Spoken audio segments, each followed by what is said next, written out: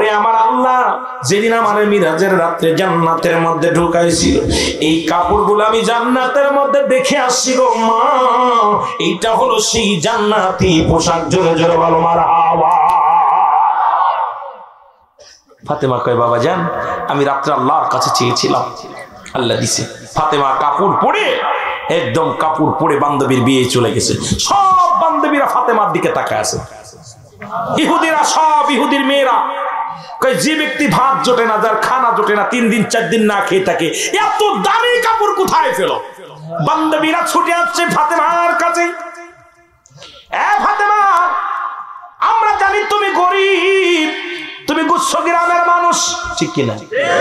তোমার তো ভাত জোটে না, কাপড় জোটে না, মাছ যায়, চুলায় আগুন জ্বলে না, খুরমা খেজুর খেয়ে বেঁচে থাকো, এত দামি কাপড় কত টাকা দিয়ে কিনছো? ফাতেমার কোথা থেকে সংগ্রহ করলা? ফাতেমা কয় আমি কাপড়টা কিনেছি যে বাজারে, সেই বাজারের তোমরা ঠিকানা জানো না। জোরে জোরে বলেন মারহাবা। কয় কোন বাজার বলো? কয় বাজার তোমরা চিনো না, যে দোকান থেকে, কোন দোকান থেকে কিনছো বলে সেই দোকানের ঠিকানা তোমরা জানো না, সেই বাজারের ঠিকানা, দোকানের ঠিকানা আমি ফাতেমা জানি। জোরে বলো মারহাবা। বলে ফাতেমা তোমার কাপড়ের দাম কত? বলে এই দাম তুমি দিতে পারবা না, পৃথিবীর কোন টাকা দিয়া এই কাপড় ক্রয় করা যাবে না। বান্ধবীরা চোখ সরাইতে পারে না। বান্ধবী ইহুদির মেয়ে উঠে চলে আসছেন, বিয়ে থেকে উঠে বলে বান্ধবী রে, যত ইহুদি আসছেন, সারা পৃথিবীর যত কাপড়ের যত দাম, তোমার একটা সুতার তার সেইতে দ্বিগুণ দাম, কারণ এত দামি কাপড়, এত দামি পোশাক পৃথিবীর মধ্যে কেউ পরে নাই। ফাতেমার এই পোশাক তুমি এত দামি কাপড় কোথায় পাইলা? এত দামি পোশাক কোথায় পাইলা? ফাতেমা বলো। ফাতেমা কয় আমার বান্ধবীরা শোনো, আমি যদি ঠিকানা বলি তোমরা মেনে নিবা নি? কয় হ্যাঁ। আমি যদি সেই দোকানের নাম বলি তোমরা মেনে নিবা কি না? কয় হ্যাঁ। আমি যদি সেই জায়গার ঠিকানা বলি তোমরা মেনে নিবা কি না? বলো। সবাই বলে ফাতেমারে এই কাপড়টা সংগ্রহ করার জন্য, কারণ মেয়েরা তো একটু লুবি জাতি হয়।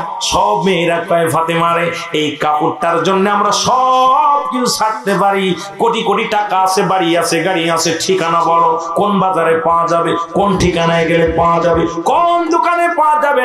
ফাতেমা বলে সেই দোকান যদি তোমরা চিনতে চাও, সবাই আমার সামনে ওযু করো। জোরে বলেন মারহাবা।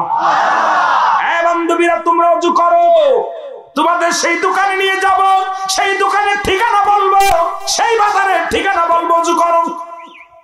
ইহুদিরা বলে ওযু করে? বলে কয় আমি যে এরকম শিখাই সেমনি শিখো। সবাই ওযু করলেন। ফাতেমা বললেন ও বান্ধবীরা শোনো, সেই বাজারের ঠিকানা হলো লা ইলাহা ইল্লাল্লাহ মুহাম্মাদুর রাসূলুল্লাহ সাল্লাল্লাহু আলাইহি ওয়াসাল্লাম। এনায়েতপুর গুচ্ছগ্রাম আজকের এই আশ্রয়ণ প্রকল্প কবর গোরস্থান। বাংলাদেশের মানুষ যেখানে ভূমিহীন, যাদের ভূমি নাই, মাননীয় প্রধানমন্ত্রী দয়া করে একটা ভূমি দিয়েছেন, গুচ্ছগ্রাম নাম, যেখানে অসংখ্য অসহায় মানুষের জায়গা হয়েছে, থাকার জায়গা। জোরে বলেন ঠিক কিনা? সেই স্থানের ভাইরা সকলের প্রচেষ্টায়, এলাকাবাসীর প্রচেষ্টায় সুন্দর মনোরম পরিবেশ, বিরাট ইসলামী জলসা। আজকের এই মাহফিলে মহান আল্লাহ তাআলা আপনাকে আমাকে আসার মতো, বসার মতো সুযোগ দান করলো। উচ্চ কণ্ঠে আওয়াজ দিয়ে বলেন আলহামদুলিল্লাহ। আজকের এই মাহফিল থেকে সালাম ও কদম মুসি জানাই কুল কায়নাতের নবী, নবীদের নবী, রাহমাতাল লিল আলামিনের পুত পবিত্র কদম মোবারকে সালাম ও কদম মুসি জানাই বাংলাদেশের অসংখ্য হক্কানি ওলি আল্লাহদের কদম মোবারকে। যেহেতু বাংলাদেশটা ওলি আল্লাহদের দেশ, এদেশে ইসলাম আনচাল্লার ওলিরা, যাদের কথা আল্লাহ তাআলা কুরআনুল কারীমের মধ্যে সূরা ইউনূসের মধ্যে 11 নম্বর পারা 62 নম্বর আয়াত আল্লাহ নিজেই ঘোষণা করেন, আলা সাবদান ইন্নানি চালা ইন্নাল্লাহি, আল্লাহর তরফ থেকে যারা ওলি হয়, লা নাই খাউফিন শব্দের অর্থ হয় ওয়ালা যদি অবস্থান করে হুমদের উপরে জানুন, তাদের কোনো চিন্তা নাই, ভাবনা নাই। মেরকাত শরীফের মেরকাতের 10ম খণ্ড 722 নম্বর পৃষ্ঠা, তাফসীরুল বায়ান 5ম খণ্ড 524 নম্বর পৃষ্ঠা, রাসূল আকরাম সাল্লাল্লাহু আলাইহি ওয়াসাল্লাম বয়ান করেন, আলা সাবদান ইন্নানি চালা ইন্নাল্লাহি, আল্লাহর তরফ থেকে যারা ওলি হয়েছে, লা ইয়ামুত, তাদের মৃত্যু নাই। দুইটা দেশ, একটা হলো সোনার মদিনা, অসংখ্য নবী শুয়ে আছেন, আরেকটা হলো সোনার বাংলা, অসংখ্য আল্লাহর ওলিরা শুয়ে আছে। জোরে বলেন মারহাবা। সমস্ত ওলি আল্লাহদের পবিত্র কদম মোবারকে জানাই সালাম। সালাম জানাই আজকের মাহফিলের সম্মানিত সভাপতি সাহেব হাফেজ জনাব হযরত মাওলানা নজরুল ইসলাম সাহেব, আজকের মাহফিলের প্রধান অতিথি এস.এম. নজরুল ইসলাম সাহেব, মেয়র উল্লাপাড়া পৌরসভা, আজকের মাহফিলে বিশেষ অতিথি আছে রফিকুল ইসলাম কামরুল সাহেব, আজকের মাহফিলে সম্মানিত কাউন্সিলর 9 নং ওয়ার্ড উল্লাপাড়া পৌরসভা, আজকের মাহফিলের সম্মানিত অতিথিবৃন্দ, সম্মানিত অতিথি যারা আছেন নজরুল ইসলাম সাহেব সাবেক কাউন্সিলর 7 নং ওয়ার্ড উল্লাপাড়া পৌরসভা, আজকের মাহফিলের আমন্ত্রিত অতিথিবৃন্দ যারা ওলামা একরাম, আজকের মাহফিলে চতুর্থ বক্তা ছিলেন নাজিমউদ্দিন সাহেব, আজকের মাহফিলে তৃতীয় বক্তা ছিলেন মুহাদ্দিস শিহাবউদ্দিন আব্দুল্লাহ, আজকের মাহফিলের দ্বিতীয় বক্তা ছিলেন জনাব আলহাজ হযরত মাওলানা নজরুল আলম সাহেব, অন্যান্য ওলামা একরাম, মসজিদের ইমাম সাহেব, মুসল্লিগণ, সামনের বিশিষ্ট আশিকান জাকিরান, ধর্মপ্রাণ মুসলমান ভাই বন্ধুগণ, পর্দার মা বোনেরা, সকলকে আবার একটু সালাম জানাই, আসসালামু আলাইকুম ওয়া রাহমাতুল্লাহি ওয়া বারাকাতুহু। আপনারা খুশি না বেজার? আমি আপনাদের মাঝে প্রথম। সবাই রুহুল আমিন সিদ্দিকীর হয়তো চেনেন টুকটাক, যদিও না চেনেন। বাংলাদেশে একাধিক টেলিভিশনে আমি আলোচনা করি, আর টিভি, মাই টিভিতে সত্য ইসলাম, তহিদের মুর্শিদ আমার কলধ্বনি। বাংলাদেশে অধিকাংশ চ্যানেলে আমি আজান দিই, আপনারা আজানগুলো বসে বসে শোনেন। আর বাংলাদেশে আমি রুহুল আমিন সিদ্দিকী বাংলাদেশের একমাত্র ব্যতিক্রম বক্তা, যা আমি কাউকে ধরতেও বাকি পারি না, কারো ছাড়তেও পারি না। আর এই দুনিয়ার মধ্যে গিবাত করা আমার অভ্যাস নয়, কারণ আপনারা জানেন আমি বিশ্ব জাকির মঞ্জিলের একজন নগণ্য গোলাম। বিশেষ করে আজকের এখানে দাওয়াত দিচ্ছেন যারা, আপনারা তো জানেন শুনেই সবাই দাওয়াত দিচ্ছেন, আমি এত বড় বক্তা না বাবা। আজকে যারা আলোচনা করে গেছেন বিজ্ঞ ওলামা একরাম যারা আছেন, আকাশের নিচে এই জমিনের উপরে আমার মতো নরাধন দ্বিতীয় কেউ আছে আমার বিশ্বাস হয় না। আল্লাহ যেন আপনাদের দোয়ার উসিলাই মদিনাওয়ালার খাতিরে 2-4টে কথা বলার সুযোগ দান করে, সকল বলুন আমিন। আর যেটা বললেন আমিন। আল্লাহ আমাদের এখানে আনছে, খুশি না বেজার বাবা? যদি বলেন খুশি না বেজার? এই পাশে গোরস্থান শুয়ে আছে, যে দেশে গেলে মানুষের বিচার হয়, যে দেশে গেলে মানুষের হিসাব হয়, যে দেশে গেলে মানুষ আর কোনোদিন ফিরে আসে না, সেই দেশের যাত্রী আমরা। যদি বলেন ঠিক কিনা? একটু মহব্বতের সঙ্গে দুরূদ শরীফ পড়েন। আল্লাহুম্মা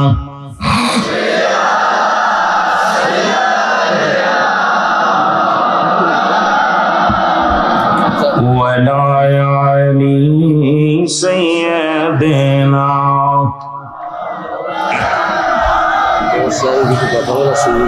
দুনিয়ার মুসলমান গভীর মনোযোগ। আল্লাহ তাআলা রিয়াজুল জান্নাহ বেহেশতের বাগানে আপনাকে আমাকে আসার মতো, বসার মতো সুযোগ দান করল। এ সময় কত মানুষ জেলখানায়, কত মানুষ হাসপাতালে, কত মানুষ মৃত্যু শয্যায় সজ্জিত। আমার আল্লাহ হাসপাতালে নেন নাই, জেলখানায় নেন নাই, গানের প্যান্ডেলে নেন নাই, রিয়াজুল জান্নাহ বেহেশতের বাগানে বসার মতো সুযোগ দান করল। উচ্চ কণ্ঠে আওয়াজ দিয়ে আর একবার চিল্লায় বলেন আলহামদুলিল্লাহ। এ দুনিয়ার মুসলমান,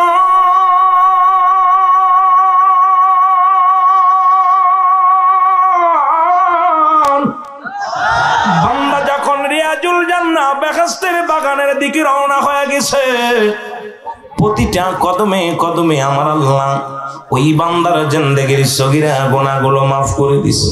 ও মুসলমান, কতদিন জান্নাতের বাগানে বসেন না, কতদিন জান্নাতের বাগানে আসেন না। এর জান্নাতের বাগানের উদ্দেশ্যে রওনা দিয়া, এই বাগানের মধ্যে রওনা দিয়া বাড়ি থেকে যখন বাইর হয়ে গেলেন, প্রতিটা কদমে কদমে আমার আল্লাহ সগীরা গুনাহগুলো মাফ করে দিছে। ও মুসলমান, আমরা সগীরা গুনাহ করি নাই, পদে পদে করছি কবিরা গুনাহ। নামাজ ছেড়ে দিয়া কবিরা গুনাহ, মিথ্যা বলা কবিরা গুনাহ। মুসলমান শুনে নাও, বেগানা মহিলার সঙ্গে দেখা দিয়া কবিরা গুনাহ, বেগানা পুরুষের সঙ্গে দেখা দিয়া কবিরা গুনাহ। হাজার প্রকার গুনাহ করেছো।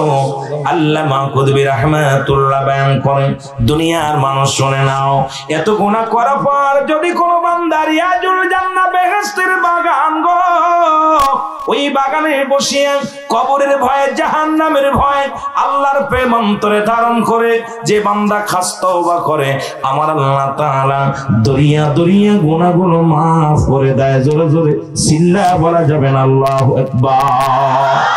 এ মুসলমান শুনে নাও, পৃথিবীর মধ্যে আসার একটা সিরিয়াল আছে গো। যার কোনো সিরিয়াল নাই, ঠিক কি না?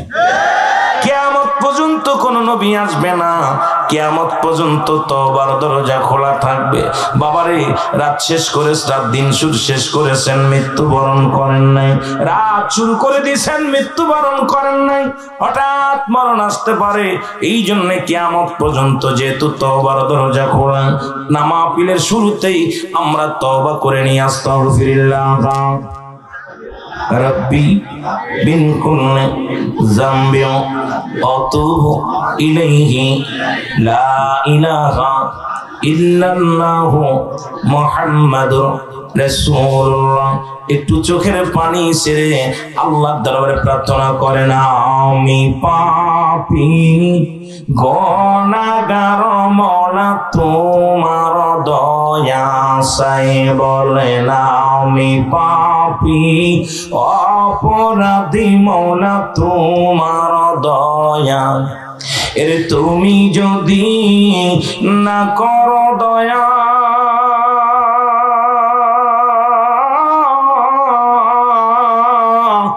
আমার হবে কি উপায়, আমি পাপী অপরাধী মওলা তোমার দয়া। বাজান, যে চোখ জাহান্নামের ভয়ে, কবরের ভয়ে যার চোখ দিয়া পানি ঝরে, ওই চোখ জাহান্নামে যেতে পারে না। একটু মহব্বতে প্রার্থনা করেন, আমি পাপী অপরাধী মওলা তোমার দয়া। আরো জোরে বলেন, আমি পাপী অপরাধী মওলা তোমার, আমি সংসারের মায়ায় পড়িয়া কত গুনাহ করছি গো মাবুদ, নিজেই জানি না, এর কোন দিন জনি ডাকা শিবে,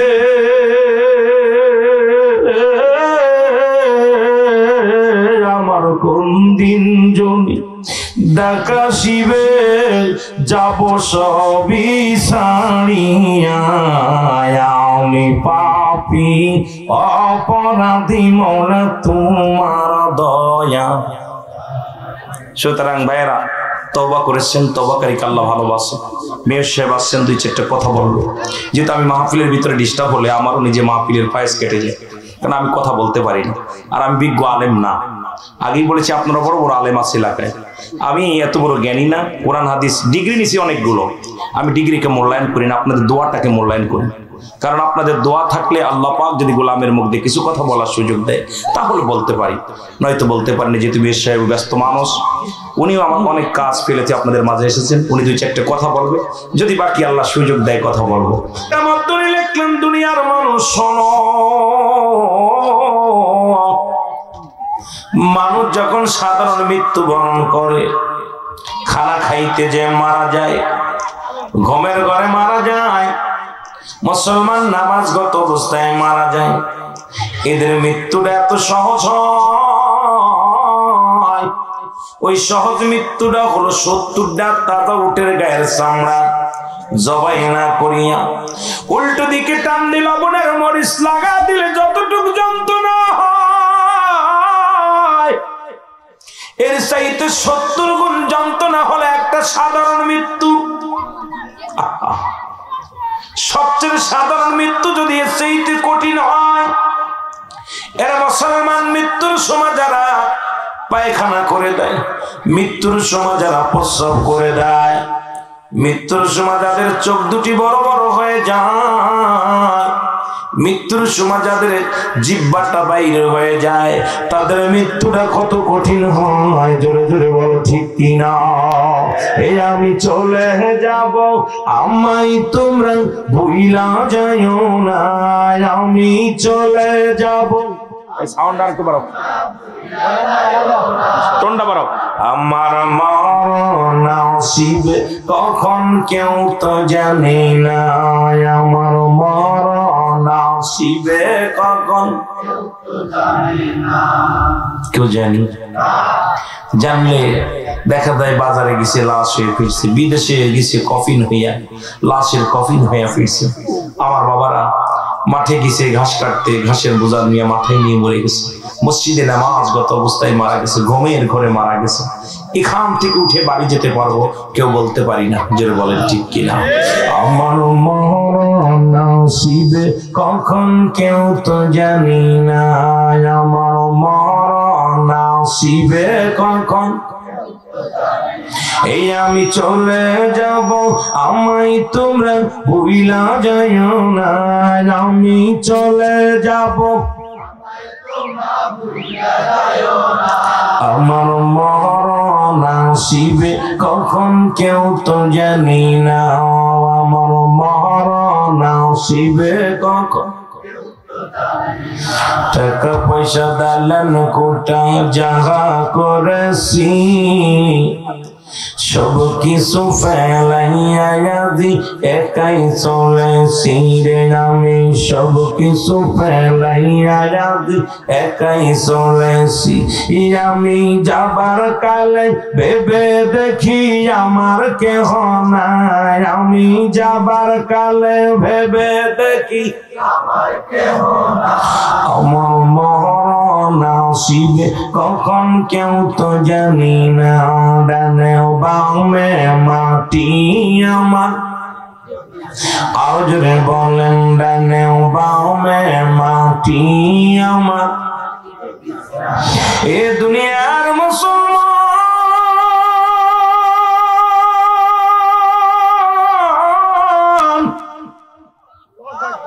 দের কান্ডা লাগা শোনো, যদি সহজ মৃত্যু এত কঠিন হয়, কঠিন মৃত্যুটা কত কঠিন।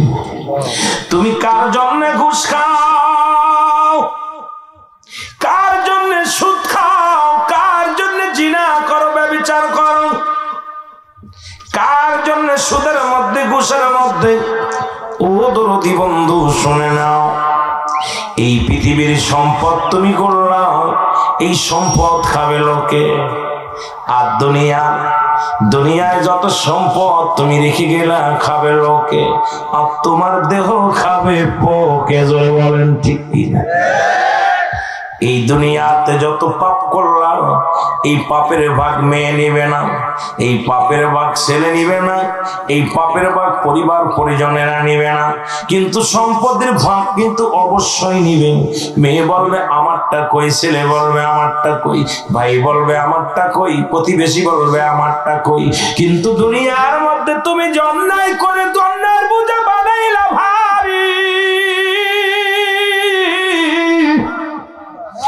দুনিয়ার মুসলমান এই পাপের বোঝা কেউ ভাগ নেবে না। এই দুনিয়া ছেড়ে চলে যাওয়া লাগবে, থাকার জায়গা না, জোরে বলেন ঠিক কিনা। আর একটু জোরে জোরে চিল্লায় বলো আল্লাহু আকবার। দুনিয়ার মধ্যে কত টাকাওয়ালা কত বাড়িওয়ালা আসলো গো,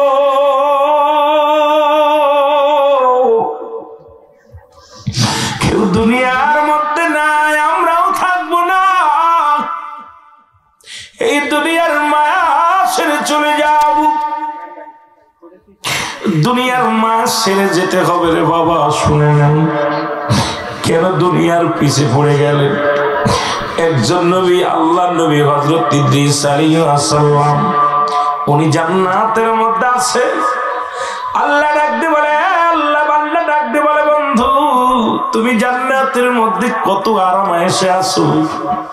ইদ্রিস আলাইহিস সালাম বলে, আমার আল্লাহ পৃথিবীর মধ্যে থেকে বিদায় নেওয়ার পর এই জান্নাতের মধ্যে এত নিয়ামত, আমি ইদ্রিস তোমার প্রশংসা করে শেষ করতে পারবো না, তোমার নিয়ামতের প্রশংসা করে শেষ করতে পারবো না। তবে একটা কষ্ট, তোমার আজরাইল বুঝি আমার সঙ্গে ভালো ব্যবহার করে নাই। আমার আল্লাহ ডাকতে বলে, জিবরিল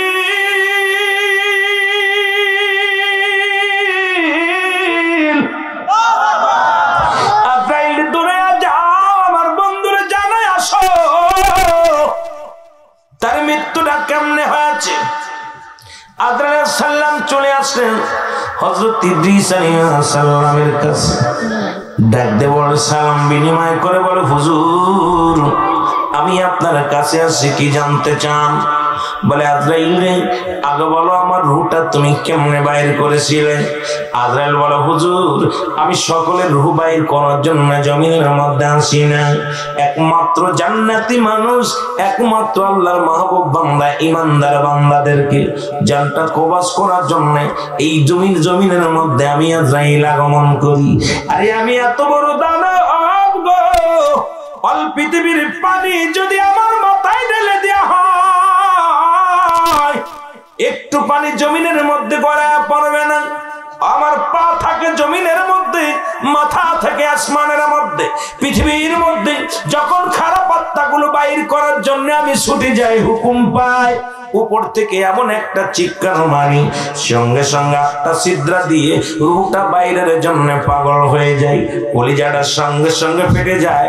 ওই কান দিয়ে রক্ত বাইর হয়, গাল দিয়ে রক্ত বাইর হয়, চোখ দিয়ে রক্ত বাইর হয়, নাক দিয়ে রক্ত বাইর হয়ে যায়। কারণ বলতে দেরি, রূহ বাইর হতে দেরি নয়, অনেক যন্ত্রণা দিয়ে তার মৃত্যুটা দিই। এ আল্লাহর নবী ইদ্রিস আলাইহিস সালাম, আপনার রূহটা দিছি আমি মায়ের বুকে দুধ খাইতে খাইতে গো, সন্তান যেমনি ঘুমায়া যায়, আপনার রূহটা আমি এমনি বাইর করেছি। শুধু আপনার গায়ের উপরে হাত কানা রেখেছিলাম, আপনাকে কোনো কষ্ট দিই নাই, যন্ত্রণা দিই নাই। ইদ্রিস আলাইহিস সালাম ডাকতে বলে আজরাইল,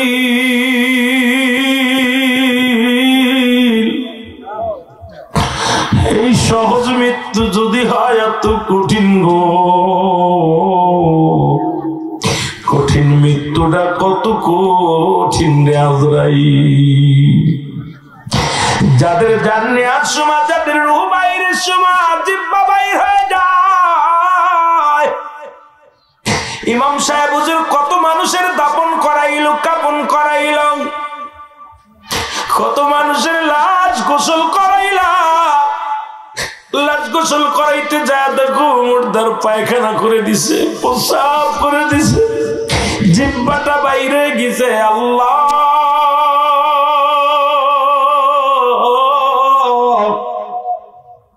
কোন দিন যেন আমার মরণ এসে যাবে। আল্লাহ, যেদিন তুমি মালাকুল মউত পাঠিয়ে দিবা, সেদিন আমাদের জবান দিয়ে মধুর কালেমা জারি করে দিও, আর আমাদের মৃত্যুটা তুমি আসান করে দিও। জোরে জোরে চিল্লায়া বলেন আল্লাহু আকবার। আমার মরণ আসিবে কখন কেউ তো জানি না, আমার মরণ এই আমি চলে যাব, আমায় তোমরা ভুইলা যাইও না। আমি চলে যাব, আমায় তোমরা আমার মরণ আসিবে কখন কেউ তো জানি না, আমার মরণ আসিবে কখন।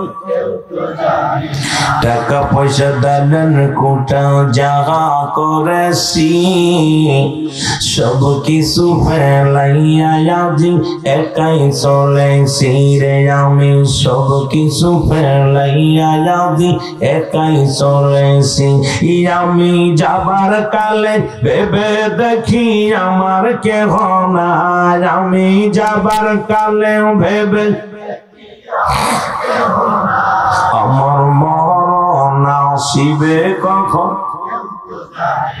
কুল্লু মান আলাইহা, সব শেষ করে দিবে কে? আল্লাহ। আর একটু জোরে বলো কে? আল্লাহ বলে দুনিয়ার মুসলমান,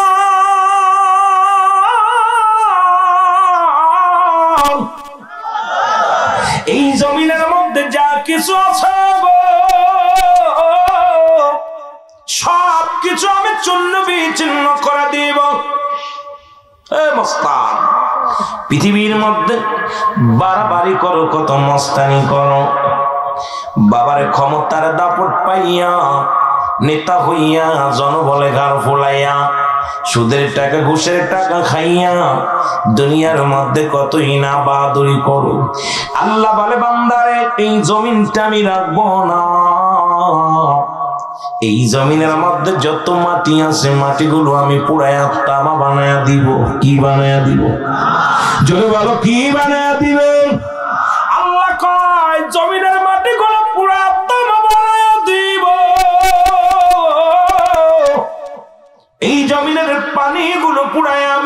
ছাই বানায়া দিব। কি বানায়া দিব? পৃথিবীর মধ্যে 3 ভাগ পানি 1 ভাগ মাটি। ও বান্দা, এই পানিগুলো পুড়ে হয়ে যাবে ছাই, মাটিগুলো পুড়ে হয়ে যাবে তামা। আল্লাহ বলে বান্দারে যেদিন কিচ্ছু বলতে কিচ্ছু থাকবে না, সেদিন থাকবো শুধু আমি। জোরে বলো মারহাবা। আর একটু জোরে বলো, কি থাকবে বাজান রে? আমার আল্লাহ। আল্লাহ কয় বান্দারে যেদিন আমি থাকবো আমার নবীর ভালোবাসা নিয়ে। এই জন্য নবীর ভালোবাসার দরকার। নবী বলেন হায়াতি খায়রুল লাকুম ও মামাতি খায়রুল লাকুম। উম্মতিরা রে,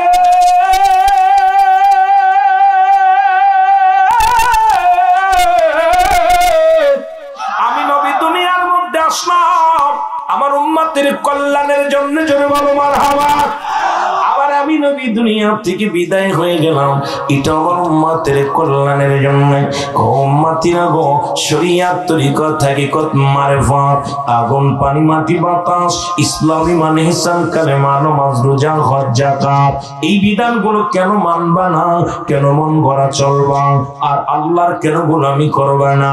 আল্লাহ কয় ও দুনিয়ার মানুষ শোনে না, আবার নবীর ডাক দিয়ে কয় হাবিব ওদেরকে জানায়া দেন যারা চন্দ্র পূজা করে, যারা তারকা পূজা করে, যারা আমি আল্লাহর পূজা ছেড়ে দিয়া অন্যকে খোদা বানাইয়া উপাসনা করে, তাদের জানায়া দাও আল্লাহু আহাদ আল্লাহুস সামাদ লাম ইয়ালিদ ওয়া লাম ইউলাদ ওয়া লাম ইয়াকুল লাহু কুফুয়ান আহাদ। জোরে জোরে চিল্লা বলা যাবে না আল্লাহু আকবার। আল্লাহ ডাকতে বলে হাবিব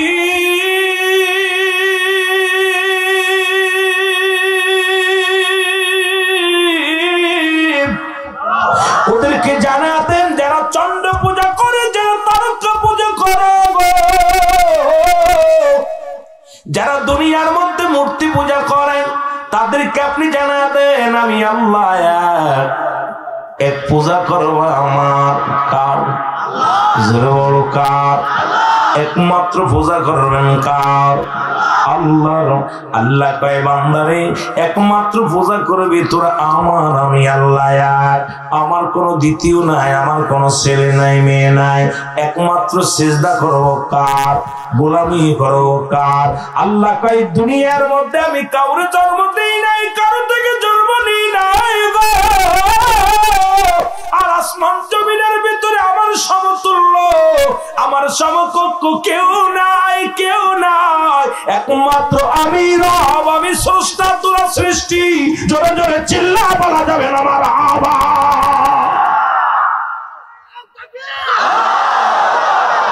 এর মদিনা মদিনা আসে মুমিনের ঠিকানা, বলো নাও মদিনা মদিনা। মাইকি টানে না। এর দিদার চেয়ে কাঁদো তোমরা, দিদার চেয়ে কাঁদো তোমরা, হও না নবীর দিওয়ানা। মদিনা মদিনা আসে মুমিনের ঠিকানা, বলো নাও মদিনা। এর মাইক কেটে গেল নাকি রে? ভালো কর মাইক। এর মদিনা মদিনা আসে মুমিনের ঠিকানা, বলো নাও মদিনা। সাউন্ড বাড়া বাবা। জালালউদ্দিন সুয়ুতি ৭৫ বার দেখল নবীজি, ওরে এতবার দেখিয়াও নবী, এতবার দেখিয়াও নবী, তৃষ্ণা তাহার মেটে না। মদিনা মদিনা আসে মুমিনের ঠিকানা, বলো না মদিনা। গুনাহ হইব নাই বাবা? গুনাহ হইব? যদি গুনাহ হয় এক কান দলিল আমার দিন জীবনে গাইতাম না। আল্লাহর সঙ্গে প্রেম করেছেন, মদিনাওয়ালার সঙ্গে প্রেম, ইসলামের ভালোবাসার জন্য এই শীতের রাত কম্বলের মধ্যে শুয়ে আছেন। এখানে কোনো গদি নাই, কোনো ভালো ব্যবস্থা নাই। এই দোলাবালির মধ্যে আপনার কত দামি কাপড় বিছায় বসে পড়ছেন। কারণ এই পাগলগুলো টাকা দিলাম, যদি 20 টাকা করে 50 টাকা করে দিতাম যে ভাই বসে থাকতে অবস্থা না। কারণ বসে আছেন কার প্রেমে? এ প্রেম মরতে পারে না। জোরে বলেন ঠিক কিনা? এতে মরতে পারে না। এই জন্য আল্লাহ তো প্রস্তুতি রাখছে মুমিনদের জন্য, মুত্তাকিনদের জন্য ঘোষণা হলো 8টা জান্নাত। কয়টা জান্নাত? আরো যারা বলো কার জন্য? ঈমানদারদের জন্য, মুমিনের জন্য। কয়টা জান্নাত? আরো জোরে, আরো জোরে। কষ্ট করলে বিফলে যাবে না। আর বেঈমানদের জন্য রেখেছে এই বাগান যারা চিনবে না, গান বাজনার প্যান্ডেল যারা চিনবে, আল্লাহ কয় উইদ্দাতিল কাফিরিন, কাফের বেঈমান মুনাফিকদের জন্য প্রস্তুতি করে রাখছে 7টা জাহান্নাম। কয়টা জাহান্নাম? জাহান্নামীরা এরকম বসতে পারবো না। আমি তো দূর না করলে দুলার মধ্যে বসবেন? কথা কয় না কেন? দামি কাপড় পরলে মুসাফা করে না, কয় গায়ে যদি ময়লা মাখা যায় কোলাকুলি করে না। কোলাকুলি করতে গেলে দামি পোশাক নষ্ট হয়ে যাবে, এই যে কোলাকুলি করে না। তাহলে সব ফেলে দিয়ে মাটিতে বসা আমিত্ব দূর করে দিয়া এই ধুলাবালির মধ্যে, নরের মধ্যে বসছেন, খড়ের মধ্যে বসে গেছেন। তার ভিতরে যে আমিত্ব ছিল এটা আগে দূর করছেন। ভিতরে আমিত্ব দূর না করলে তো আল্লাহকে পাওয়া সম্ভব না। জোরে বলেন ঠিক কিনা? এই জন্য কবি বলছে যে কালিমা খাই না দে মুখ দেখা যায় না, হৃদয় ভরা হিংসা নিয়ে খোদার দিদার পাই না। কখনো হবে না, হিংসারে দূর করতে হবে। জোরে বলেন ঠিক কিনা? আরো জোরে বলেন আল্লাহু আকবার। একটু মহব্বতের সঙ্গে জিকির করেন সুবহানাল্লাহ, আলহামদুলিল্লাহ, লা ইলাহা ইল্লাল্লাহ। আরো জোরে সুবহানাল্লাহ, আলহামদুলিল্লাহ, লা ইলাহা ইল্লাল্লাহ। লা ইলাহা ইল্লাল্লাহ, লা ইলাহা ইল্লাল্লাহ, ও মুহাম্মাদুর রাসূলুল্লাহ। সুবহানাল্লাহ, আলহামদুলিল্লাহ, লা ইলাহা ইল্লাল্লাহ। ইহুদির কন্যা ডাক দিয়ে বলে, ফাতিমা রে, তোমার সততা, তোমার ঈমান, তোমার আমল, তোমার চরিত্র, তোমার বৈশিষ্ট্য দেখে আমি বলতে পারি তুমি যার গোলামি করো, তুমি যার দাসত্ব করো, যাকে তুমি খোদা বানায় তুমি বন্দেগী করো, আমার মতো দ্বিতীয় খোদা নাই। দ্বিতীয় খোদা বানাইয়া তুমি পূজা করো নাই। তুমি সেই স্রষ্টার কাছে চাইলে পৃথিবীর দামি কাপড়টাই তোমাকে উপহার দিবে। জোরে বলো মারহাবা। ইহুদির মুখে কথা শুনিয়া ফাতেমা একটা চিৎকার মেরে দিয়ে বলে, বোনরে,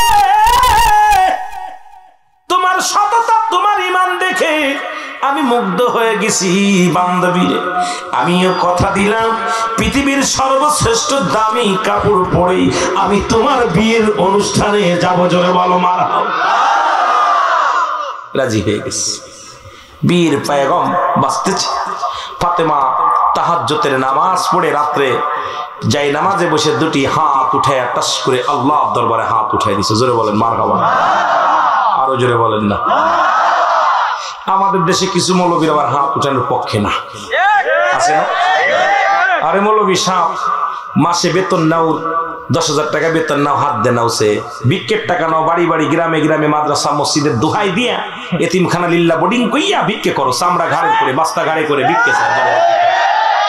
এইগুলো ভিক্ষা লাগে। অথচ তাদের কিতাব ফতুয়ায়ে দেওবন্দের প্রথম খণ্ড 33 নম্বর পৃষ্ঠা মুফতি শফিক আহমেদের লেখা। দেওবন্দ মাদ্রাসা যারা আছে তারা ভালো করে লেখো কিতাব।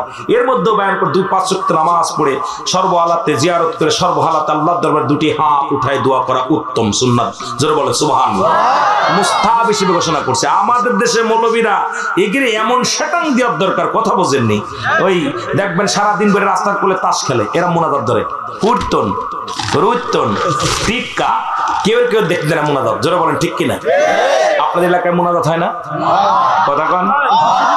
এই যে এই সব জায়গা ফাঁকা মাকা গাছের গাছতলা, আমতলা, বয়া বয়া, গরমের সময় এই ম্যাজিকটা বেশি হয়। জোরে কন ঠিক কিনা? বেশি গরম পড়লে দেখা যায় 4-5 জন মিলে এক জায়গা মুনাজাত ধরে। মৌলবী ইমাম সাহেব বলে, বেটা ওইগুলো ঠেকা, গেলে ওখানে গেলে স্যান্ডেলের বাড়ির ভিতর মুখ ফাটায় ফেলবে। জোরে বলেন ঠিক কিনা? খালি দোয়া করলে আল্লাহর কাছে চাইলেই দোষ। ভিক্ষা করতে দোষ নাই। ভিক্ষা করবে মাস্তা ঘাড়ে করে ভিক্ষা করে ফকিরের মতো, চেজগা লজ্জা নেই। খালি আল্লাহর কাছে হাত উঠেলি দোষ। কারণ তোর মতো বেয়াদব পৃথিবীর মধ্যে নাই। আল্লাহর কাছে চাইলে, পৃথিবীর মানুষের কাছে চাস, আল্লাহর কাছে চাইলে পাওয়া যায় না। কথা বলেন না কেন? পাওয়া যায়? ইমান এত দুর্বল কেন? মানুষের কাছে চায়া চায়া নাও, আর আল্লাহর কাছে চাইলে কয়টা বেদা পাইলো কি হলো কি অবস্থা। আমি ওদিকে যাবো না, কষ্ট পায় অনেকে। এই জন্য বাবা আমি যদি বলি আবার অনেকে কষ্ট পায়। কোন নবীর কোন সাহাবী ইমামতি করে টাকা নিচে দেখাও দিন, মোনাজাত করে নাই, কয় মোনাজাত করে নাই জীবনে। এইটা মানা যাবে, ওটা করা যাবে না। নবীজির বিবি তো নবীজি, আমার নবীজি 11 জন বিবি গ্রহণ করছে। বাংলাদেশে যদি বলি যে এই সুন্নাত মিলাদ কিয়ামের কথা কইলেই অনেকে কষ্ট পায়। নবীজির 11 জন বিবি ছিলেন, আবার কোন কোন কিতাবে 14 জন, কোন থেকে 12 জন আসছে। এই মৌলবী বাংলাদেশে কয় মৌলবী 11টা বিয়ে করা সুন্নাত, কয়টা বিয়ে করছিস? কথা কয় না কেন? এই সুন্নাত মানদি কেমন করো? এক বর্ষ তো নাই বাড়ি ঠিক দুইটা হলে তো ভাতি কপালে জুটে ঠিক কি 11টা বউ দরবাজার এখন ঠিক কিনা। নবীজি 10 তাকবীর, 6 তাকবীর, 3 তাকবীর, 2 তাকবীর নামাজ পড়ছে। আপনি আশ্চর্য হয়ে যাবেন। এই জন্য কিতাব পড়া দরকার, আলেম হওয়ার দরকার। আমার দেশে 2 পাতা পড়েই লাভ দেয়। কুয়ার ব্যাংক করছে আপনার এইসের ভিতর, কিসের ভিতর, নদীর ভিতরে, সাগরে বলি হবে তো? ওকে উড়ে বাড়া, কত বড় সাগরে বাবা। কথা বলছেন নি? কথা বলছেন না? ওরে বাবা কত বড় সাগর, যারা বলেন ঠিক কিনা। এই জন্য বাবা আমি আপনাদের কাছে বলে যাই, আমাদের লেখা প্রাইমারিতে একটা বিদ্যা, হাই স্কুলে একটা বিদ্যা, কলেজে একটা বিদ্যা, প্রাইমারিতে একটা বিদ্যা, কমি মাদ্রাসা একটা বিদ্যা, দাখিল মাদ্রাসা একটা বিদ্যা। এখন হাই স্কুলে পড়ে যদি বলে কলেজের বিদ্যা অর্জন করতে চায়, সম্ভব না। আপনি যেটা জানেন আমি জানি না, আমি যেটা জানেন আপনি জানেন না। সুতরাং সমন্বয় আমাদের পড়তে হবে, জোরে বলেন ঠিক কিনা। কিন্তু আমাদের সমাজ এখন 3টা বিপদ। এই কোরআনকে 3টা ভাগ করছে। কয়টা ভাগ? জোরে বলেন কয়টা ভাগ? 3টা ভাগ। আমওয়াজ করে রাখলাম, মনে রাখবেন, লস হয়ে যাবে নাই। কোথায় কয়টা ভাগ করছে? 3টা ভাগ। এক ভাগ কষ্ট পাবেন, আমার পর রাগ করবেন না, যেটা আমি আপনি কষ্ট দেওয়ার জন্য আসি নাই। কাউকে এত কষ্ট করে বসে আছেন, কাউকে আঘাত দেওয়ার জন্য আপনারা দাওয়াত করে আনছেন, আমি আপনাদের ভেজাল বেদায় দিয়ে যাবো 1 ঘন্টা ওয়াজ করে, এটা আশা করে আসি নাই। কারণ আপনারা সমাজে বাস করবেন, আপনারা খাওয়া দাওয়া বা এক ভাই আর ভাইকে দুঃখে সুখে থাকবেন। আমি মৌলবী আইয়া আপনাদের ভিতরে ফেতনা বাদায় দিয়ে যাবো, এটা আশা করে আসি নাই। কথা বলছেন নাই? কোরআনটাকে 3 ভাগ করছে। এক ভাগ নিচে জামাত ইসলাম। দেখবেন যত সংগ্রামী ওয়াজ আছে, যত রক্ত গরম হিট আলা ওয়াজ আছে, এইগুলো ওরা করে। ওরা কোনো নরমাল ওয়াজ করে না, ওদের ওয়াজের ভিতরেই হিট হয়। কেমন যুদ্ধ করলি, মানে হাঙ্গামা করলে কেমন একটা স্পিরিট, খালি কথাও স্পিরিট, সংগ্রাম করে কথা বলে। আরেকটা ভাগ নিচে তাবলিগ জামাত। তাবলিগ জামাত যারা করে দেখবেন যত আমলের ওয়াজ, যত আমল আছে নেকির ওয়াজ সব ওরা করে। কখনো ওই রক্ত গরম ওয়াজ করবে না, অন্য কোন ওয়াজ খালি নেকি, এটা করলে এত নেকি, এটা করলে এত নেকি, এই ওয়াজগুলো করে। আর একটা ভাগ নিছে পীর মুরিদ যারা করে, পীর সাহেবরা, যে মুরিদ বাড়ার ওয়াজ। যত মুরিদ বাড়বে, আমার 15,000 মুরিদ, আমার 20,000 মুরিদ, আমার 50,000 মুরিদ, যদি কড়া ওয়াজ করে তাহলে তো মুরিদ থাকবে না। নামাজের ওয়াজ করলে মুরিদ অর্ধেক থাকবে না। কথা কন ঠিক কিনা? হালালের ওয়াজ করলে মুরিদ অর্ধেক থাকবে না, জিনার ওয়াজ করলে 90 চলে যাবে। এখন পীর সাহেব আয়া খালি মুরিদ বাড়বে কয় হাজার, সেই চিন্তা। এই 3টাকে সমন্বয় করে যে ব্যক্তি জীবন গড়ে, এই হলো পরিপূর্ণ ইসলাম। জোরে বলেন ঠিক কিনা? 3টাকে সমন্বয় মানতে হবে। একটা মানবে, একটা মানবা না। রাগ করতেছেন? কথা বলেন। কারণ পীর মুরিদ ছুটে অনেক পীরের আমার পর রাগ করে যে হুজুরে গোমর ভেঙে দেন। কারণ আপনারা এগুলো বন্ধ করেন, বন্ধ করে দিয়ে সত্য ইসলামের দাওয়াত দেন। যারা বলেন ঠিক কিনা? তাবলিগ ভাইদের বলি খালি নেকি বাদ দিয়ে একটু অন্য ওয়াজও করেন। যারা বলেন ঠিক কিনা? আবার ওদেরকেও বলি যে ভাই মারামারি বাদ দিয়া ভালোবেসে বুকে নিয়ে ওয়াজও করেন। কথা কন ঠিক কিনা? বুকে নেন, বুকে নেন, কাজে লাগবে। কষ্ট পাচ্ছেন? ওয়াজ করমু না ছেড়ে দিমু? চলবে সারা রাত? কাম সারছে সারা রাত? না সারা রাত না, জি সারা রাত হবে না, আর অল্প একটু চলবে। আমিন বলেন, আমিন বলেন। আমার ভাইয়েরা, আমার বন্ধুরা, আমার গভীর রাত্রে ফাতেমা 2টি চোখের পানি ছেড়ে দিলেন। জাইনামাজের ভিতরে ডাক দিয়ে বলে, আমার আল্লাহ, আমি ফাতেমা জীবনে কিচ্ছু চাই নাই তোমার কাছে। আল্লাহ, বান্ধবী বড় মুখ করে দাওয়াত দিছে। আল্লাহ, আমি তো কথা দিয়ে ফেলেছি বান্ধবীর বিয়েতে যাব। এখন আমার বাবার কাছে তো কোনো টাকাও নাই, চাইতে পারবো না। আল্লাহ, তুমি একটা ব্যবস্থা করে দাও, তুমি একটা কাপড়ের ব্যবস্থা আমি ফাতেমারে করে দাও। চোখের পানি ছেড়ে দিয়ে কাঁদছে, চোখের পানি ছেড়ে কেঁদে কেঁদে রাত্রে তাহাজ্জুদের নামাজ পড়ে শুয়ে আছে, যায় নামাজের পর শুয়ে আছে।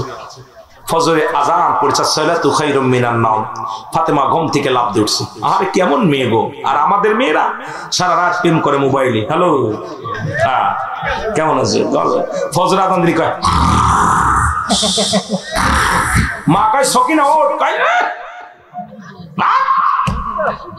কোথাও জিনি। কেমন কন্যা! কন্যা ফাতেমাও মেয়ে, আমাদেরও ফাতেমা মেয়ে। জোরে বলেন ঠিক কিনা? খাতুনে জান্নাত মা ফাতেমা। ফজরে আজান পড়ে গেল, নামাজ শেষ করে আবার দোয়া করে, আল্লাহ আমি তো রাত্রে চাইছিলাম তোমার কাছে, আল্লাহ আমার বেইজ্জতি করো না, তুমি একটা কাপড়ের ব্যবস্থা আমার করে দাও, আমি তো আমার বান্ধবীর বিয়েতে যাব। ফাতেমা ঘর থেকে বাইর হয়ে দেখে ঘরের দরজায় দুইটা কাপড়ের ব্যাগ পড়ে রয়েছে। জোরে বলেন সুবহানাল্লাহ।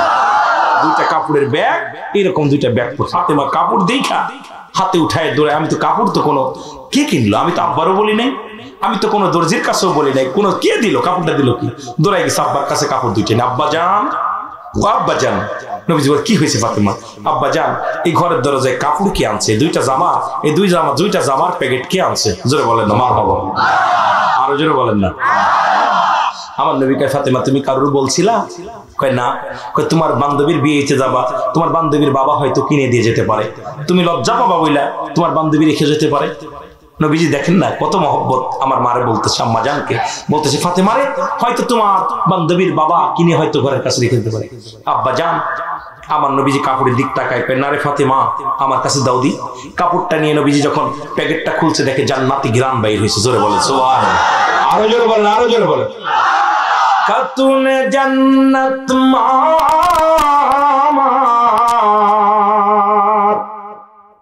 খাতুনে জান্নাত মা গো ফাতেমা আমার,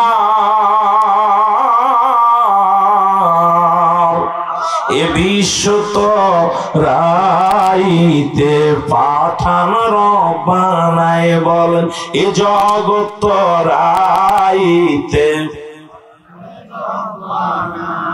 মারহাবা বলেন। মা ফাতেমার হাত থেকে কাপড় খানা নিয়ে নবীজি ডাকতে বলে, ফাতেমা রে এই কাপড় এমন দোকানের কাপড়, এই কাপড়টা এমন মার্কেটের কাপড়, আমা পৃথিবীর কোন মার্কেটের কাপড় না মা। ওরে আমার আল্লাহ যেদিন আমার মিরাজের রাত্রে জান্নাতের মধ্যে ঢুকাইছিল, এই কাপড়গুলো আমি জান্নাতের মধ্যে দেখে আসছি গো মা, এইটা হলো সেই জান্নাতি পোশাক। জোরে জোরে বলো মারহাবা। ফাতেমা কয় বাবা জান আমি রাত্রে আল্লাহর কাছে চেয়েছিলাম, আল্লাহ দিছে। ফাতেমা কাপড় পরে একদম কাপড় পরে বান্ধবীর বিয়ে চলে গেছে। সব বান্ধবীরা ফাতেমার দিকে তাকায় আছে। ইহুদিরা, সব ইহুদির মেয়েরা কয় যে ব্যক্তি ভাত জোটে না, যার খানা জোটে না, 3 দিন 4 দিন না খেয়ে থাকে, এত দামি কাপড় কোথায় পেল? বান্ধবীরা ছুটে আসছে ফাতেমার কাছে। এ ফাতেমা আমরা জানি তুমি গরিব, তুমি গুচ্ছ গ্রামের মানুষ, ঠিক কিনা?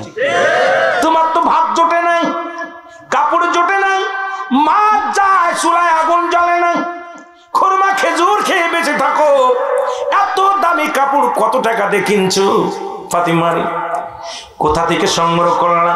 ফাতেমা কয় আমি কাপড়টা কিনেছি যে বাজারে, সেই বাজারের তোমরা ঠিকানা জানো না।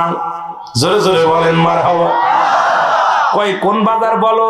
কয় বাজার তোমরা চিনো না, যে দোকান থেকে কোন দোকান থেকে কিনছো বলে সেই দোকানের ঠিকানা তোমরা জানো না, সেই বাজারের ঠিকানা, দোকানের ঠিকানা আমি ফাতেমা জানি। জোরে বলো মারহাবা। বলে ফাতেমা তোমার কাপড়ের দাম কত? বলে এই দাম তুমি দিতে পারবে না, পৃথিবীর কোন টাকা দিয়া এই কাপড় ক্রয় করা যাবে না। বান্ধবীরা চোখ সরাইতে পারে না। বান্ধবী ইহুদির মেয়ে উঠে চলে আসছেন, বিয়ে থেকে উঠে বলে বান্ধবী রে যত ইহুদি আসছেন সারা পৃথিবীর যত কাপড়ের যত দাম, তোমার একটা সুতার তার সেইতে দ্বিগুণ দাম, কারণ এত দামি কাপড়, এত দামি পোশাক পৃথিবীর মধ্যে কেউ পরে নাই। ফাতেমার এই পোশাক তুমি এত দামি কাপড় কোথায় পাইলা? এত দামি পোশাক কোথায় পাইলা? ফাতেমা বলো। ফাতেমা কয় আমার বান্ধবীরা শোনো, আমি যদি ঠিকানা বলি তোমরা মেনে নিবা নি? কয় হ্যাঁ। আমি যদি সেই দোকানের নাম বলি তোমরা মেনে নিবা কি না? কয় হ্যাঁ। আমি যদি সেই জায়গার ঠিকানা বলি তোমরা মেনে নিবা কি না? বলো। সবাই বলে ফাতেমারে এই কাপড়টা সংগ্রহ করার জন্য, কারণ মেয়েরা তো একটু লুবি জাতি হয়। সব মেয়েরা কয় ফাতেমারে এই কাপড়টার জন্য আমরা সব কিছু ছাড়তে পারি, কোটি কোটি টাকা আছে, বাড়ি আছে, গাড়ি আছে, ঠিকানা বলো কোন বাজারে পাওয়া যাবে, কোন ঠিকানায় গেলে পাওয়া যাবে, কোন দোকানে পাওয়া যাবে? ফাতেমা বলে সেই দোকান যদি তোমরা চিনতে চাও সবাই আমার সামনে ওযু করো, জোরে বলেন মারহাবা। এই বান্ধবীরা তোমরা ওযু করো, তোমাদের সেই দোকানে নিয়ে যাব, সেই দোকানের ঠিকানা বলবো, সেই বাজারের ঠিকানা বলবো, ওযু করো। ইহুদিরা বলে ওযু কারে বলে? কয় আমি যে এরকম শিখাই সেমনি শিখো। সবাই ওযু করলেন। ফাতিমা বললেন ও বান্ধবীরা শোনো, সেই বাজারের ঠিকানা হলো লা ইলাহা ইল্লাল্লাহ সাল্লাল্লাহু আলাইহি ওয়াসাল্লাম। আমার বিশ্বাস উল্লাপাড়ার জমিনে কোন নারী আর তার স্ত্রীর হক নষ্ট করত না, স্ত্রী তার স্বামীর হক নষ্ট করত না, অন্য কোন পুরুষের কাছে যেত না, তাকে নিজেকে বিলিয়ে দিত না, কারণ ইমানদাররা ইমান মজবুত হয়ে যেত। জোরে জোরে বলেন ঠিক কিনা? কষ্ট পাচ্ছেন? অবিবাহিতদের জন্য একটু ছাড় আছে, সেটা জানাজা পাবে। অবিবাহিত যদি তারা করে জানাজা পাবে, কবর পাবে, দাফনও পাবে, কিন্তু বিবাহিত নারী বিবাহিত পুরুষ কোনো জানাজা পাবে না। এদেরকে কুকুর শেলদে খাওয়াতে হবে। আমার দেশে প্রতি বাড়িতে বাড়িতে জিনা, আমার দেশে প্রতি ঘরে ঘরে জিনা। অনেক হুজুর আবার রিসোর্টেও নিয়ে যায় পরের বউ। জোরে কোন ঠিক কিনা? কথা কোন ঠিক কিনা? আমি আমার কথা বলিবে শুনে নেন। গত 3 মাসে 906 জন হচ্ছে বলৎকার ধরা পড়ছে। বলৎকার পত্রিকা খুললে লজ্জা লাগে। তখন এরাও আবার আলেম নামের কলঙ্ক। সব আলেমরা জুতা চুরি করে, চোরে জুতা চুরি করে, মুসল্লি জুতা চুরি করে। যেটা বলেন ঠিক কিনা? চোরে জুতা চুরি করে, চোরে মুসল্লি সাজে, মুসল্লি কখনো জুতা চুরি করে না। তদ্রুপ এই যে যারা বলৎকার করেছে শুনে নেন, এরা আলেম সাজছে, কারণ ওদের ব্যবসা ওটা। ওরা আলেম না, কোন আল্লাহর কোন মাহবুব বান্দা কোরআন হাদিস শিক্ষা করে সে বলৎকার করতে পারে না। ওরা আলেম সাজছে মুসলমানদের ইজ্জত নষ্ট করার জন্য, ইসলামকে ঠকানোর জন্য, রাসূলকে ঠকানোর জন্য। এরা ইহুদিদের চামচা। জোরে বলো ঠিক কিনা? আর জোরে বলো ঠিক কিনা? আমি মাননীয় প্রধানমন্ত্রী বাংলাদেশের 90% মুসলমানদের কাছে দাবি করব, বলৎকার হোক, জিনাকর হোক, ওদের বিচার একমাত্র মৃত্যুদণ্ড। যেটা বলেন ঠিক কিনা? আমি হই, আমার গলায় ফাঁসি দিতে হবে। এই পৃথিবীর মধ্যে সশরীরে সজমিনে মানুষের সামনে দিবালয় তাদেরকে গুলি করে মেরে ফেললে দিলে আপনি সব হবে, আপনাদের নেকি হবে। কারণ জিনা, যেই বাংলাদেশটা এত পরিমাণ জিনা চলতেছে, যেখানে ঢাকা মেডিকেল কলেজ হাসপাতালে মর্গে জিনা হয়, যেখানে চট্টগ্রাম মেডিকেল কলেজ হাসপাতালে জিনা হয়। লজ্জাজনক, আমার দেশে 90% মুসলমান থাকতে মৌলবীরা শোন এত দাফাদাফি কই থেকে আসে, এত ফালাফালি কই থেকে আসে? ঘরের মধ্যে বইয়া খালি মুয়া খাচ্ছ বসে বসে। আমার দেশে 90% মুসলমান থাকতে ঢাকা মেডিকেল কলেজে হাসপাতালে জিনা হলো, মরা মানুষের সঙ্গে জিনা। শোনেন না আপনারা? শোনেন নাই? পত্রিকায় দিছে, সব জায়গা দিছে। এরপরে বলৎকার ধরা পড়ছে কি শোনেন? তখন দেখলো ছেলে, মেয়েটা মারা গেছে বিষ খেয়ে, আলামত পায় জিনা। মেয়েটা মারা গেছে গলায় দড়ি নিয়ে, আলামত পায় জিনা। ডাক্তার চিন্তা করে ঘটনা ডাকলো। তখন এটাকে নিয়ে পর্যবেক্ষণ করলো। এরপরে সিসি ক্যামেরা লাগালো, ধরা পড়লো ডোম। ডোমকে যখন ধরলো, বলে আমি একজন নয়, দুজন নয়, আজ থেকে প্রায় 6 থেকে 700 মেয়ের সর্বনাশ করেছে। যখন আমি লাশ কাটতে যাই, যখন লাশটার কাপড় খুলে ডোম কাটতে যাই, তখন আগে জিনা করে নিই। চট্টগ্রাম মেডিকেল কলেজ হাসপাতালে একই অবস্থা। যে দেশে এত জিনা ব্যভিচার হয়, সেই দেশে মৌলবীরা এত কামড়া কামড়ি কিসের? মৌলবীরা এত দলাদলি কিসের? সব বন্ধ করো। আমরা গোলাম, আমরা সবাই আল্লাহর গোলাম, রাসূলের প্রেমিক। এই স্লোগান দিয়ে যদি আমরা চলতে পারি, নবীজি বলছে এই দুনিয়াটা হলো পচা দুর্গন্ধ মরি, মানুষের চরিত্র হলো কুকুরের চরিত্র। এই কুকুরের চরিত্র পরিবর্তন করে মানুষের চরিত্র আনার দরকার। জোরে বলেন ঠিক কিনা? কে আমলিগ, কে বিএনপি, কে তাবলিগ জামাত, কে আমলিগ জামাত, কে চরমোনাই, কে সারসিনা, কে ফুরফুরা শরীফ, কে আতশী, কে এনায়তপুরি দেখার সময় নাই। ইসলামের স্বার্থে, কোরআনের স্বার্থে আমাদের ঐক্যবদ্ধ হওয়ার বিকল্প কিছু নাই। যারা বলেন ঠিক কিনা? আমাদের ভাবতে হবে। এ দিচ্ছে লিল্লাহি তাকবীর, ওকে নারায়ে তাকবীর। কথা বোঝেননি? কথা বোঝেন? এইটা আগে শুনেছি সব মাওলানা লিল্লাহি তাকবীর বলেছে, আবার নারায়ে তাকবীর বলছে। লিল্লাহি তাকবীর শব্দের অর্থ হলো লিল্লাহি তাকবীর, আল্লাহর জন্য তাকবীর দাও। শাব্দিক অর্থ হলো আল্লাহর জন্য তাকবীর দাও। কার জন্য? আর একটা নারায়ে তাকবীর, উচ্চ আওয়াজে আল্লাহর জন্য তাকবীর দাও। দুটি একই শব্দ, সাথে নারায়ে সালাত বলবেন। কারণ ইয়া রাসূলুল্লাহ, নবীজি যেখানে আল্লাহ যেখানে রাসূল সেখানে, কোরআন যেখানে সেখানে সুন্নাহ আছে। কোরআন সুন্নাহকে আঁকড়ে ধরো যদি ঈমান বাঁচাতে চাও। জোরে বলেন ঠিক কিনা? কোরআন হাদিস ইজমা কিয়াস। আমাদের এত বাদাবাদির কারণে, এত ভেদাভেদের কারণে আজকে গোটা সমাজ বিপদের মধ্যে, সাধারণ পাবলিক পড়ছে বড় বিপদের মধ্যে। আপনারা তিনটা জাতি বেশি ক্ষতি করতেছে। একটা হলো আলেম ওলামা, মুসলমানদের ক্ষতি করতেছে। দুই হলো হিন্দুদের ঠাকুর। ওই ঠাকুরটাকে কলা খাও, জ্যেষ্ঠং কালিমাং বিশ্বের শান্তি অং শান্তি। কথা বলছেন না? কলা খাও, কলা খাও। আর হচ্ছে খ্রিস্টানদের হলো যিশু খ্রিস্টান নাকি যিশু। এই তিনটা জাতি সবচেয়ে বেশি ক্ষতি করতেছে। আজকে আমি আত্মশীত আছে আত্মশীর ওয়াজ, আপনি চরমনাত আছেন চরমনার ওয়াজ, আপনি সারসিনাত আছে সারসিনার ওয়াজ। বন্ডামি ছেড়ে দাও, বন্ডামি ছেড়ে দাও। নিজের দলকে ভারী করার চেষ্টা করো না, ইসলামকে ভারী করার চেষ্টা করো, কোরআনকে ভারী করার চেষ্টা করো। যারা বলেন ঠিক কিনা? এটা মানো, কোরআন হাদিস কাটতে ধরো। তোমার বাবার তোমার কাছে বড়, ঠিক আছে। আজকে আমাদের অবস্থা, যে যে দলে করি, যে যে পীরের মুরিদ, খালি তার গুণগান গেয়ে চলে যায়। পাইছো কি? এগুলো হলো কি? এগুলো বন্ধ করতে হবে। ইসলামকে তরতাজা করতে হবে, ইসলামকে বড় করতে হবে। স্বার্থ ত্যাগ করে আমার আল্লাহ আল্লাহর রাসূলের গোলামি করতে হবে। জোরে বলেন ঠিক কিনা? আরো জোরে বলেন ঠিক কিনা? খেয়াল থাকা লাগবে। দলা কালা কোন পীর সাহেব আপনাকে জান্নাতে নিবে না, কোন মৌলবী আপনাকে জান্নাতে নিবে না, কোন আমির সাহেব আপনাকে জান্নাতে নিবে না। জান্নাতে যেতে হলে আপনাকে আমল করে যেতে হবে। পীরের খাসলাত ধরতে হবে। আপনার পীরে কি গাঁজা খায়? আপনার পীরে কি মদ খায়? তা আপনি মদ খান কেন? গাঁজা খান কেন? আপনার পীরে কি দাড়ি ছাড়ছে? তা আপনি দাড়ি ছাড়ছেন কেন? আমি আশ্চর্য হয়ে যাই মাঝে মাঝে। আশ্চর্য, ইসলামের বিধান মানার দরকার আছে কিনা। এই জন্য আল্লাহ বলে ইয়া আইয়ুহাল্লাযীনা আমানু, ঈমানদার বিশ্বাসীরা আদখুলু ফিস সিলমি কাফা, পরিপূর্ণভাবে প্রবেশ করো ইসলামের মধ্যে। এখন ইসলামের আবিধানিক শাব্দিক অর্থ হলো 80 থেকে 82টা। কয়টা? যে বক্তা বেশি ফালাফালি করে তারে বলবেন এই 80-82 তাফসীর কর। ওই মৌলবী এটা কর, মৌলবী সোজা হয়ে যাবে। ইসলামের আবিধানিক অর্থ শান্তি, ইসলামের আবিধানিক অর্থ আত্মসমর্পণ, ইসলামের আবিধানের শব্দ নিজে না খেয়ে অন্যের খাওয়ানো লাগবে, আবিধানিক অর্থ নিজে না ঘুমানোর ঘুম পাড়ানো লাগবে, নারীর সতীত্ব পাহাড়ে দেওয়া লাগবে। ইসলামের আবিধানিক অর্থ 80 থেকে 82টা। এই 82টা যদি মানতে যাও মৌলবী, তুমি একবারে তীরের মতো সোজা হয়ে যাবা। তোমার দ্বারাই পার্সিয়ালিটি কোনো ওয়াজ চলবে না। জোরে বলেন ঠিক কিনা? সমাজকে বাঁচাও, জাতিকে বাঁচাও। যদি বাঁচতে চাও নিজে বাঁচো, পরিবার পরিজনকে বাঁচাও, এই দেশকে বাঁচাও। এটাই হলো ইমানের দায়িত্ব। জোরে বলেন ঠিক কিনা? আমার ভাইরা, আর আগাবো না আপনাদেরকে নিয়ে, আল্লাহ অনেক বেশি হয়ে গেছে রাত। আপনাদেরকে নিয়ে আলোচনা 26 তারিখে আসবো। একটা বিষয় আজকে আমাকে বলেছিল হুজুর একটু বিলালের জীবনী বলবেন, কিন্তু আসলে ভাইজান যেতে পারি নাই। ওই বাস্তবতা জীবন নিয়ে কথা বলতে যেই তো আমি সময়। আর একটা কথা বলবো আপনাদের কাছে, করে জোরে বলবো, আমি কখন আলোচনা করতে আসলে আমার পরে কোনো নেতাকে যদি আবার মাইক দেন, আমাকে আর মাইকে 1 মিনিট কথা বলতে পারবো না আমি। এটা আপনাদের বলে যাচ্ছি, মনে করে আপনি রাগ করবেন না। এটা আমি বলে যাচ্ছি এই জন্য, কারণ একটা বক্তা যখন কথা বলা শুরু করে, এর ভিতরে বেঘাত ঘটলে বক্তার ত্রুটি ঢুকে যায়, তখন আলোচনার মোড নষ্ট হয়ে যায়। কথা বলছেন না?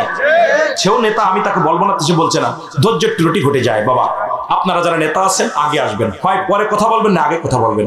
বক্তার মাঝখানে যে বক্তাই হোক কথা বলতে গেলে আপনি যখন মাইকে ডিস্টার্ব করবেন, ওই বক্তা যত বড় জান্নাওয়ালা হোক, তখন তার সুইচ কেটে যায়। সুইচ কেটে যায়। জোরে বলে ঠিক কিনা? এই জন্য বাবা, আর আমি কিন্তু আজকে আপনাদেরকে নতুন আসছি বলে আমি ভালোবাসা দিয়ে আমি কথা বলছি। অন্য মাহফিল আপনি দেখবেন, অনেক মাহফিল ভিডিও আছে, আমার কথা বলার পরে আমি একটা ছেড়ে দিয়ে চলে গেছি। প্রয়োজন নাই, কারণ আপনাকে আমার প্রয়োজন নাই। কোরআন হাদিসের মাহফিলে আপনারা আসবেন, নেতাদের প্রয়োজন, সবারই প্রয়োজন। আমাদের প্রয়োজন সবাই। নেতা ছাড়া জনগণের মূল্য নাই, জনগণ ছাড়া নেতার মূল্য নাই। সবই ঠিক আছে, কিন্তু আমি ইসলামী মাহফিলে আপনাদের খেয়াল রাখবেন, যখন যারা পরিচালনা করেন খেয়াল রাখবেন, কোন নেতাকে কথা বলাইতে হলে বলবেন হুজুর, আমার হুজুর উঠার আগে বলবেন, নাই পরে বলবেন। হুজুর উঠা গেলে যে বক্তাই হোক না কেন, এই বক্তা কথা বলতেছে 2 মিনিট কথা বলার সুযোগ দিবেন, ওই বক্তা কথা বলতেছে 2 মিনিট কথা বলার সুযোগ দিবেন। তখন ওই ভাই বলার পর আপনি বলেন। কিন্তু মাঝখানে যখন আপনি বেঘাত ঘটাবেন, ওই ভাইয়ের ধৈর্য, ওই যে ছুটে গেল আলোচনা, আর আলোচনায় মজা পাবেন। কারণ মাস্টার যেখানে ভালো কথা হয়, কোরআন হাদিসের কথা হয়, মাস্টার ইবলিস সেখানে কি করে? আসওয়াসা করে। ইবলিস চাইছে 3টা জিনিস, কিয়ামত পর্যন্ত হায়াত। কোন পর্যন্ত? কিয়ামত পর্যন্ত হায়াত। মানুষের লোমে লোমে ঢুকবে। আর একটা হলো আর একটা হলো কি মানুষের সুরত ধরবে। কথা বুঝেন নাই? তিনটা অধিকার চেয়েছে, কিয়ামত পর্যন্ত হায়াত, মানুষের লোমে লোমে ঢুকবে, আর একটা মানুষের সুরত ধরতে পারবে।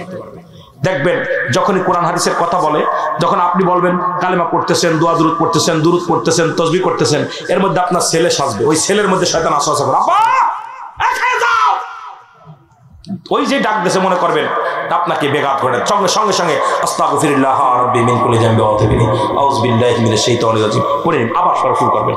কারণ আপনার মেয়ে ডাকবে, মা বাবা শুনে দাও, স্বামী স্ত্রী ডাকবে, কই গো আসো, দেখছেন আপনি যখন তাসবিহ পড়া শুরু করে তখন ডিস্টার্ব করবে, ও আপনার ছেলের মেয়ের ভিতরে আসওয়াসা করবে, কারণ আপনাকে ভালো কাজ করতে দিবে না। এই জন্য যখন মানুষের সুরত ধরবে, আর একটা হলো মানুষের লোমে লোমে ঢুকবে। শয়তানের কোনো ভুল নাই, মানুষের ভুল আছে, জোরে কোন ঠিক কিনা?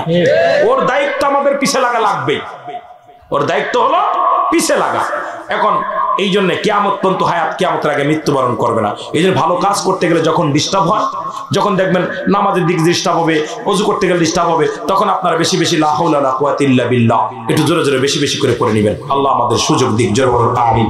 বাবারা, এই কবর গোরস্থানের মাহফিল বিরাট ইসালের সব, আজকে এলাকার কবরবাসীদের স্মরণে, এলাকার এই উন্নয়ন প্রকল্প এনায়েতপুর, আজকে গুচ্ছ গ্রামের আজকে আশ্রয় প্রকল্পের কবর স্থানের মাঠ প্রসঙ্গে, মানে এই মাঠের প্রচার ইসির জন্য, আপনার এই প্রকল্পের উন্নয়নের জন্য আজকে মাহফিলটা, যদি কোনো দরদি বান্ধব অনেক টাকা দিচ্ছেন, আমিও কালেকশন করতে পারি না, মিডিয়ার বাইরে কালেকশন বন্ধ করো, এরপরে যদি আবার ওয়াজ করি তখন আলোচনা উঠায়ও, মোনাজাত উঠায়ও, এটা বন্ধ করো। আপাতত আমার কোনো কালেকশনের ভিডিও তোরা দয়া করে দিবি না, আমি কালেকশন করতে পারি না।